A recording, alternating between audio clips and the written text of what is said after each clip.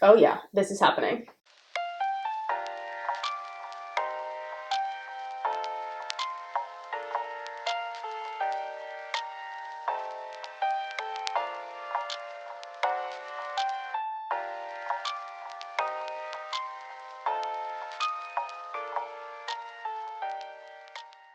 Hello everyone, welcome back or welcome to this channel. My name is Ophelia, I am your host.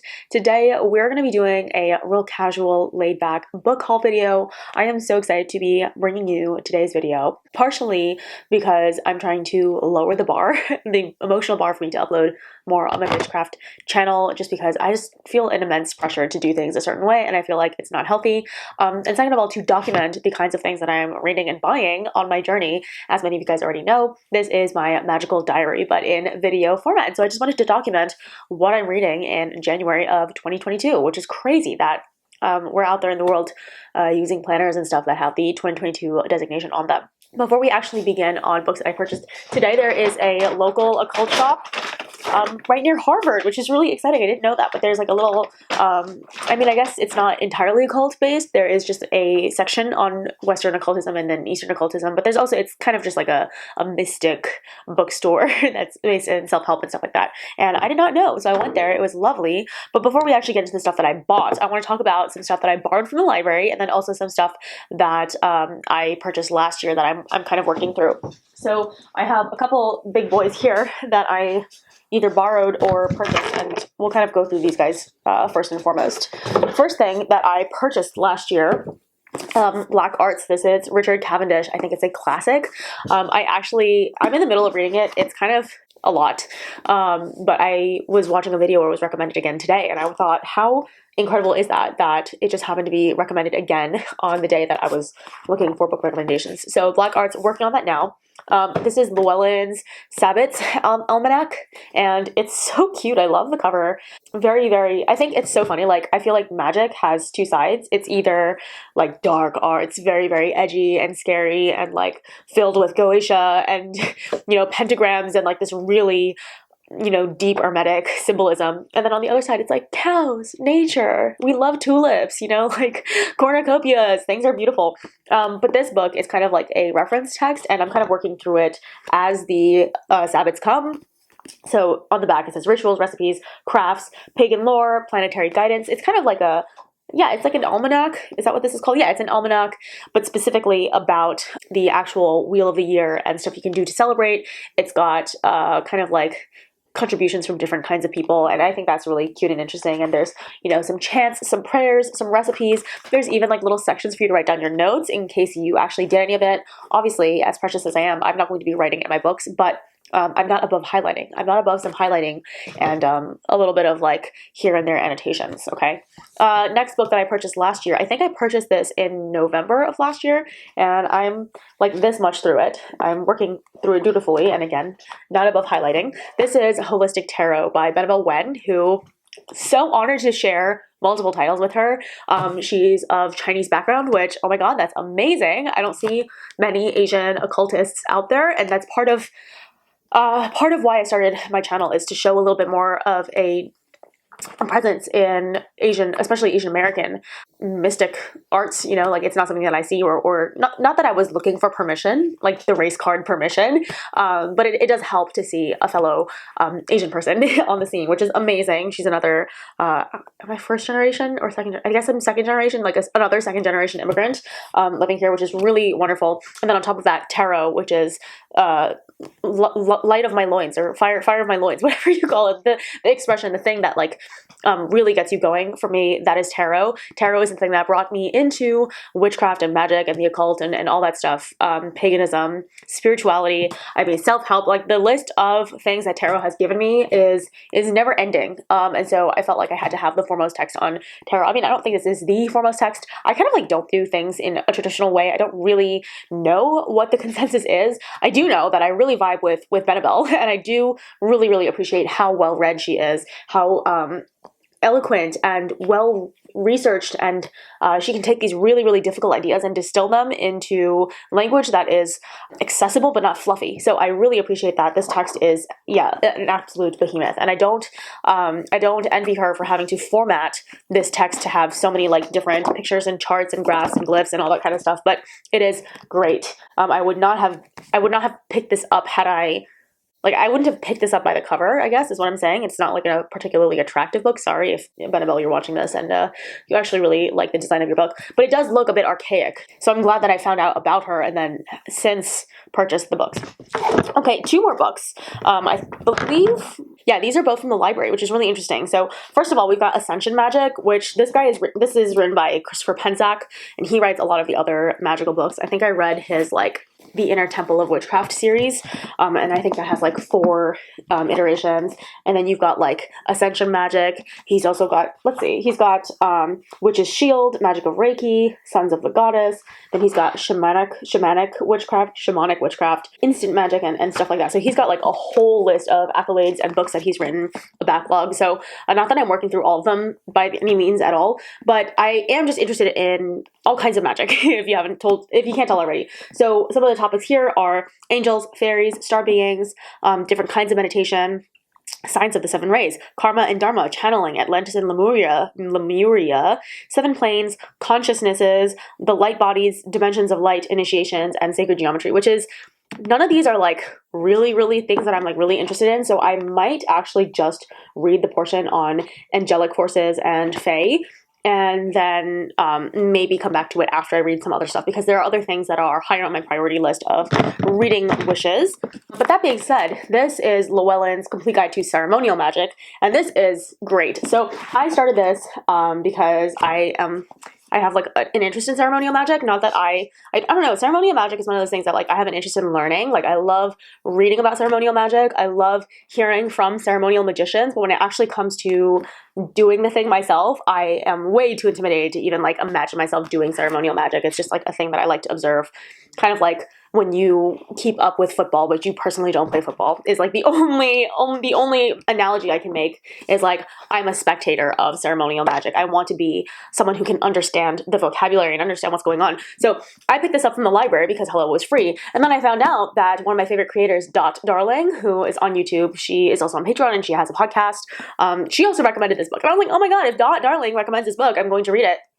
So I got through some of it. I started it, got to like chapter 2, which is about the Qabalah. And then I was like, wow, I'm not like equipped to understand this. So then I read Chicken Qabalah. I'm realizing I did all of this in like a weekend, which makes me sound a little bit crazy. I do suffer from hypomania though. So not that I suffer. See, this is the other thing. Like I don't actually think hypomania is a disorder, but it is characterized as a disorder. But anyway, so I read all of Chicken Qabalah. That one made a lot of sense. It's beautiful. It's a really great book. I do have that, so that would be something else. But I purchased it on Audible, so I don't have the book to haul for you.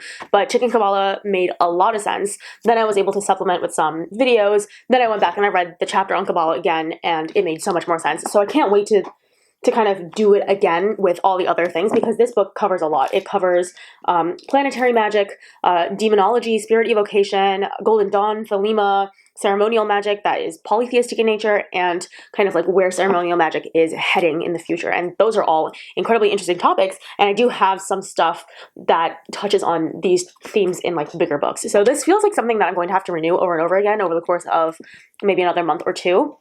But yeah, so those are the 2 big boys. They're kind of hard to read because they're not like very easily portable, which makes them, well, not that I want to be reading this like out in public anyway, but yeah, like it's not a very easy thing to just like pick up and read a little bit. Okay, so that brings me to my haul from the name of this store, who I already forgot. It's like 7 Lights or something like that. I already forgot the name of the store. And a lot of these, sorry about that. A lot of the books that I purchased were in line with my goals for 2022. So I think I'm going to make a separate video on my goals and, hello, sorry, my camera wouldn't focus again. I think I'm going to make a separate video on the goals that I have for my magic in 2022, things I want to get done, and this is happening in tandem with my depth year. So it's a really interesting dichotomy wherein I want to be very mindful of going deeper, and I want to be mindful of my consumerism, but at the same time, I very much so want to be setting aside money to support my local occult shops, my local witchcraft and magical shops, and people who are into spiritualism and have like brick and mortar establishments available. And at the same time, I need to be making progress towards my goals. And one of the biggest goals that I have is to explore and to read a lot, like to not reading specifically, but to learn a lot and to learn a lot of different things, and to not close the door on topics and on authors, and not to pass judgment on stuff before I even am aware. Like I just feel like to have an opinion on something, to have an informed opinion on something, you have to first like be aware of the something, right? So my prerogative this year is to absorb literally everything I can on magic, paganism, occultism, hermetics, mysticism, like all of it, to get like as comprehensive a view as I possibly can. And then from there, I can start to follow what feels good for me. Last year, I think I focused a lot on the principles of magic, like the principles of magic in general, more on like practical magic, and a lot on tarot. And this year I feel myself really like blossoming into someone who is like full-fledged in it, in it for real. So anyway, at the beginning of the year and a little bit last year, I thought about some goals that I wanted to achieve, and I'm allowing myself to work towards those goals, like as long as I am doing stuff that lights me, that keeps me alight from the inside and makes me feel good and full and filled with good spirit, and to feel like I'm nourishing myself. Okay, so long story short, it's okay that I'm buying books as long as I read them, and as long as I'm learning, and as long as they're not like impulse purchases that make me feel icky. And I don't feel like that violates my no-buy at all, because for the first wheel of the no-buy, first chunk of the no-buy, or the depth year, basically I purchased one book, and it just felt like, why would I limit myself? If what I want is not available at the library, if what I want is something that could directly support someone else, and if it's deepening my study of something, why not allow myself to purchase that? It doesn't make sense. So I am allowing myself to purchase because they help me with my goals. The first book that I picked up is Mythos. It's a book by Stephen Fry, whose name sounds incredibly familiar to me, but I don't know off the top of my head who this is. I believe this is a writing about the Greek gods, and kind of like the tales and stuff like that. I want to know what this book looks like inside. Sometimes I just hate the sleeves. I'm just not a sleeve gal. I almost always get rid of my sleeves on hardcover books, which I feel like is definitely very, very scandalous, and something that I probably shouldn't mention on the internet. But seeing that only 20 people watch my videos, I don't think it's a huge problem. But anyway, this is the book Naked. I picked it up because there actually is a good portion on Hades, which I just opened up to you right now. Hades is incredibly difficult to find content on. He is one of those Greek gods that you would think would have a very, very prolific amount of information written about him, because he's one of the three greats. But for some reason, I mean, I know the reason. The reason is that, like, I think historically, the ancient Greeks believed that, like, if you were to like utter his name or like speak about him, you would like bring untimely death onto your domain and to your own life. But that's not the case anymore. And like, also we know that Hades has such a bad rap for no reason. And I'm personally a little bit biased because I work with Hades, and Hades is an amazing, amazing deity to work with. And in fact, I feel like there's no other path I could have possibly imagined my path taking besides working with this wonderful, wonderful deity that I adore, and I love everything that he has taught me. But I just had a feeling that this would be good. And I don't actually know if it is going to be good, but I've mentioned this several times before. I'm someone who knows absolutely zilch about mythology. I'm not someone who read the Percy Jackson books. I'm not someone who even understood the Odyssey when I had to read it in high school. Everything that I read went in one ear and out the other. Even though I tried really, really hard to retain it, I could not. I never watched Greek myth movies. Like, I only watched Hercules like a year or two ago when I went on my anniversary vacation with my husband to Disney World, because I wanted to like binge all the Disney movies, and that was like the only reason why I watched Hercules.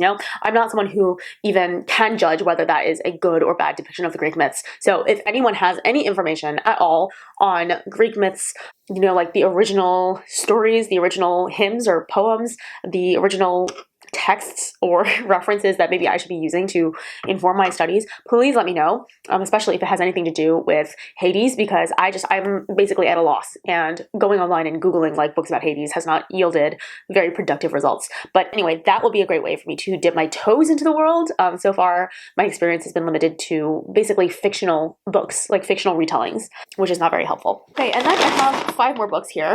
And unfortunately, when I was at the bookstore, the person who was checking me out dropped all of my books, which is like, oh my God, you know, like part of the reason why you go to a bookstore in person is so you can get the books in person and check to see that they're all like in good quality. But anyway, look at how pretty these books are all together. So the first, most of the books that I got were on chaos magic. So I'll start with one that is not, which is the Mystical Qabalah by Diane Fortune. This is not a particularly interesting or groundbreaking book, but it is the physical version of the audiobook that I purchased. So I have the Mystical Qabalah in audiobook format, but it is really dense. And sometimes I find that some books are better read online, like in listening format, like orally it's better. And then some books are better read like physically, and then some books are so dense that you really need to have someone read it to you while also absorbing it with your eyeballs. And I find that specifically really dense texts like this are very, very helpful to have both formats of. So I am grateful that I picked up the audiobook copy first, because I feel like that was the only way I would have dared to even try. And since finishing Chicken Qabalah, since finishing this like tiny little thing on ceremonial magic, and then since watching some videos, I feel like I'm ready to start with this one. That being said, Qabalah is really intimidating, and there are people who spend their entire lives and then some studying the Qabalah and studying even like mystical Qabalah, even if it's not in like a Jewish text background. It's still a really dense and difficult thing to get through, but I'm willing to try. I'm willing to try at least. I actually haven't even flipped through this book. Oh yeah, no, this is hard. This is hard. If I can get through this year, I will be so proud of myself. If I can get through this and understand it, that will be like amazing. 2 thumbs up. And then basically I have 4 books on chaos magic, which is very, very exciting. I wanted Liber Null, but they didn't have that. So I got Liber Chaos, which is spelled with a K. Chaos. So this is Peter Carroll. I thought I would have 2 Peter Carroll books, but I don't. And Peter Carroll is like one of the forefathers, I think, of chaos magic. And so even though this is not the text, I don't think this is the text, this is one of them. Also, weirdly large font in the book. I mean, I love that it's accessible, but it is kind of distracting that the book is 180 pages and it looks like it could have been 90, you know. But this is, I think, a quintessential text, and I'm excited to dig into this. Then we've got Condensed Chaos, which is written by Phil Hine, and Phil Hine wrote the body of the text, but the introduction was actually made by Peter Carroll as well. And this one is also about chaos magic. Yeah, this one is a lot more reasonably sized, and it's a short book, totaling at just under 200 pages. Yeah. And they're all the same. Like, they're all about chaos magic. This one is Chaos Protocols by Gordon White. These 2 I actually purchased because I missed when I was studying about chaos magic and wondering if I wanted to get into it or not, or even just like to study about it. I saw that the Witches Box, which is a book, they offer a book subscription, and they sent out these 2 books as one of the book subscriptions. And I was like, how amazing would it have been to pay $30 and get basically $42 worth of books, especially about chaos magic, and to have it be books that are so well regarded. So this is the Hands-On Chaos Magic book by Andre Vitimus. And I don't know if this is Andre like Andrzej or Andrej or completely different. I'm sorry, I don't know. But I've seen this one floating around a lot, and I've seen this one floating around a lot, and this is by Gordon White. I think I said that already. So these 2 I think are like beginner chaos magic books. These 2 I think are like principal chaos magic books, and then Diane Fortune's Mystical Qabalah is like a very, very basic book that any self-respecting mystic would have if they work with a Qabalah. Holistic Tarot, also something that is like very fundamental and gives you like a really good basic on tarot. Black Arts. The Black Arts, I also think, is like one of those things that like everyone has if they're into that kind of thing. And yeah, that is it. I'm not original. I'm not someone who often like goes to the bookstore and just like picks up what they like. I have in the past, and oftentimes I make poor decisions because I judge a book based on the cover. You know, I'm a big, I don't know, what can I say? I'm a Libra, you know, I'm materialistic, I'm shallow. I do not necessarily make the best judgments of books based on the quality of their insides. I'm very much someone who follows my heart and looks at the quality of the editing, which is why I read Circe, because I love the art of the book.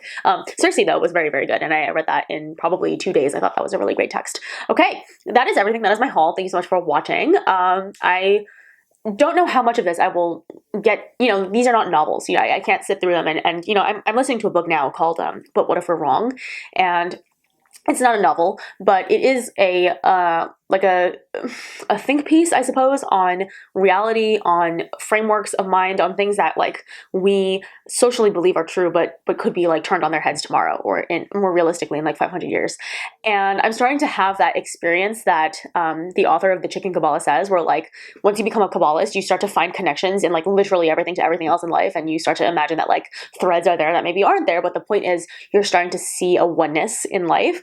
And it's so interesting because I read that book and I started getting connections to the Qabalah and to witchcraft, which are, fields of study that include a lot of suspension of belief, or at least like you have to get to a higher realm of consciousness to start to understand stuff, because it's not something that we can perceive and measure and kind of explain with empirical science. And then before that, I was reading, what book was it? I don't remember what it was, but there was some kind of like novel I was reading. And then at work, we had learned about, we had a discussion, myself and another colleague, about like transhumanism. And it's just really interesting. I find that the more that I read, the more that I can have enriching conversations with other people, the more that I can draw connections between my spiritual life and my regular life and a fictional life, of novels. And I think I started this sentence off by saying something else about novels. Oh yeah. Generally what I'm trying to say is these are some pretty dense texts. It's not all that I'm reading. I certainly also read a lot of like actual literature and like novels, and I try to keep up with memoirs and nonfiction readings that are coming out like on a yearly basis. But I do think it's important to kind of balance stuff that you can get through really quickly, like really digestible texts that I can read like 2 or 3 books in a day.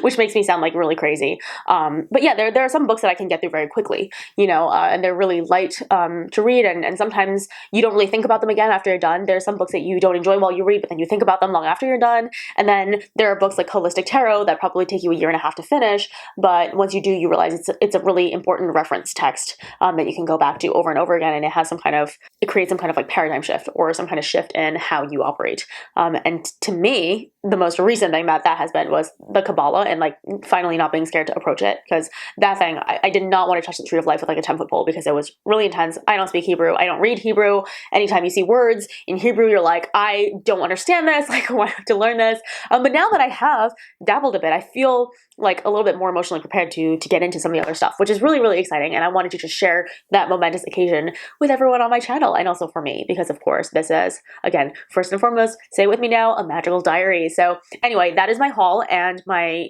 absolute nonsensical ramblings about reading and connections and stuff like that.